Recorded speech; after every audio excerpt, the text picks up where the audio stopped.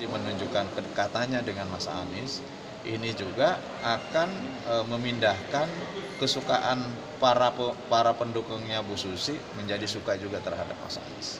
Artinya ini harus terus dilakukan oleh Mas Anies, ketemu dengan para tokoh yang tentu memiliki pendukung dalam segmentasinya masing-masing. Dan ini harus terus digulirkan, karena dengan cara inilah tentu akan mengerek popularitas dan elektabilitasnya Mas Anies. Mungkin saja dulu orang yang tidak pernah berpikir tentang Mas Anies, tapi dia memang sangat suka atau militan dengan Bu Susi gitu, karena dulunya sering menenggelamkan kapal misalkan gitu ya. Kan begitu melihat Mas Anies dengan Bu Susi, akhirnya juga tergiring juga bahwa akhirnya kesukaan terhadap Bu Susi juga suka terhadap Mas Anies.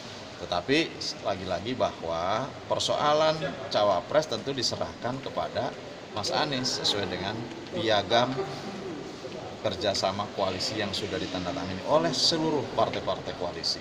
Yang kedua, Mas Anies sudah mengeluarkan kriteria-kriteria yang itu juga akan menjadi kriteria untuk memilih pasangan. Biarkan Mas Anies dipersepsikan dengan siapapun sehari ini, ya, dengan para tokoh.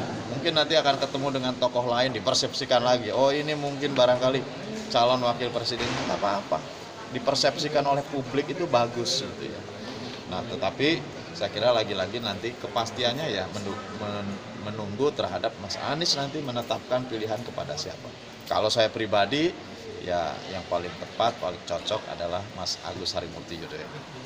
Kang, tapi kan kalau melihat geliat Mas Anies ini masih menemui para tokoh, kemudian terbaru juga menemui Ibu Susi dan digadang-gadang bisa menjadi cawapres, ini bukannya berarti menandakan bahwa Mas AHY itu belum dikunci namanya oleh beliau, jadi beliau masih mencari-cari ke tokoh lain? Menurut saya tidak itu, ya, bukan karena itu.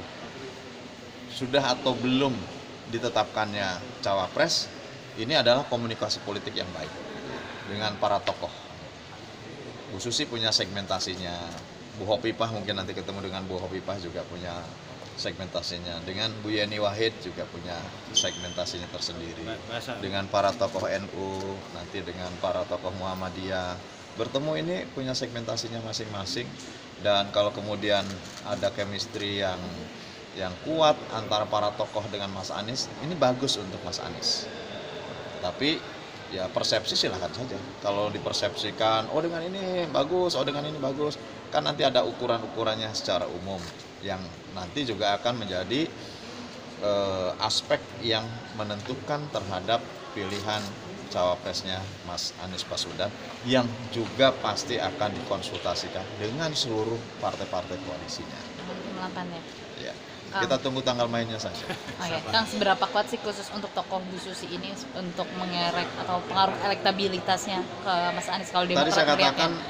Tadi saya katakan kan ada segmentasinya masing-masing, ada pendukungnya masing-masing. Beda misalkan kalau berbicara Mas AHY pasti merata di seluruh Indonesia karena Mas AHY sebagai Ketua Umum Partai Demokrat memiliki jaringan sampai tingkat anak ranting, sampai tingkat RW.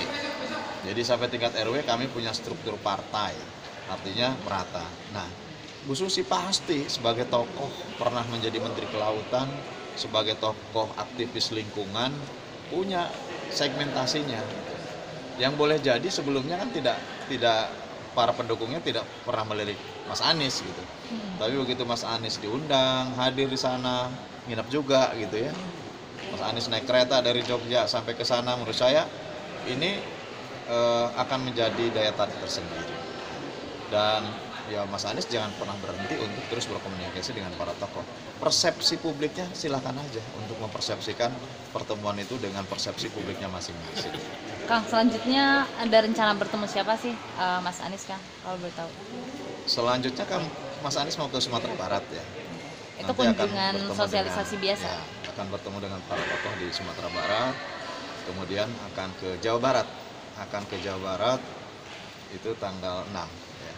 Dan bersamaan dengan Mas AHY dari Jawa Barat. Oh, sama Bu Hovifah?